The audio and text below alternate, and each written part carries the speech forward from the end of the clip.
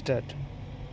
Hello everyone, কেমন আছো তোমরা সবাই? আমার একটা নতুন ভিডিওতে আবার সবাইকে স্বাগত জানাচ্ছি। দেখো, তোমাদের সাথে কয়েক সপ্তাহ আগে শেয়ার করেছিলাম আমাদের মাঠের ভিডিও। তো আমাদের এখন সর্ষে ফুলের দেখো এরকম গ্রোথ হয়েছে।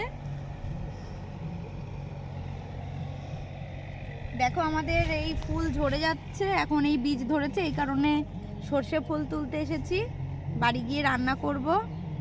এখন সর্ষে ফুল তুললে সমস্যা হবে না, কারণ কি আমাদের বীজ গেঁথে গেছে, এখন সমস্যা হবে না।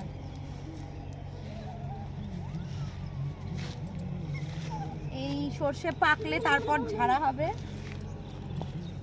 আমাদের ওই মাঠেও সর্ষে ফুল ভালোই তুলেছি, তো ওটা তোমাদের সাথে শেয়ার করা হয়নি। ওখান থেকে তুলে তারপর আমরা এখানে এসেছি তুলতে।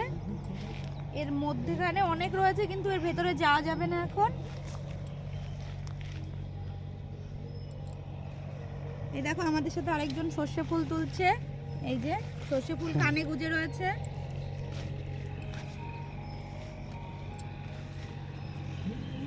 আমাদের এই মাঝখানে অনেক জায়গায় ওই নিচু মতন হয়ে গেছে। আমাদের এখানে একটু শিয়ালের উৎপাত বেশি, এই জন্যে এই দিকে আসো। এই দিক থেকে সর্ষে ফুল তোলো, খুব কাজ করছে অনেক। আমাদের এই সাইডে আমরা এই ঘেরাগুলো দিয়ে দিয়েছি। এই সাইডে আমরা ঘেরাগুলো দিয়ে দিয়েছি বাঁশের চটা দিয়ে, দড়ি দিয়ে, যার জন্য সর্ষে যাতে ভারী হয়ে গেলে এই দিকে না কাত হয়ে পড়ে।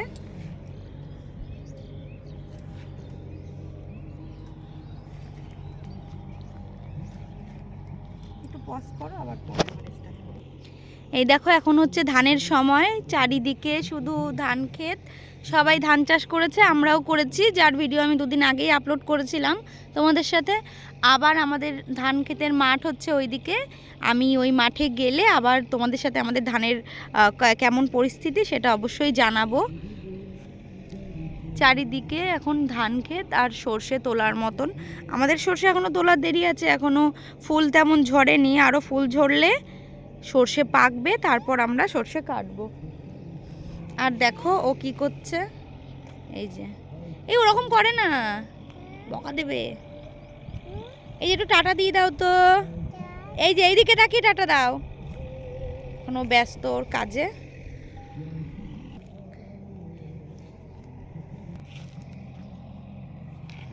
এই দেখো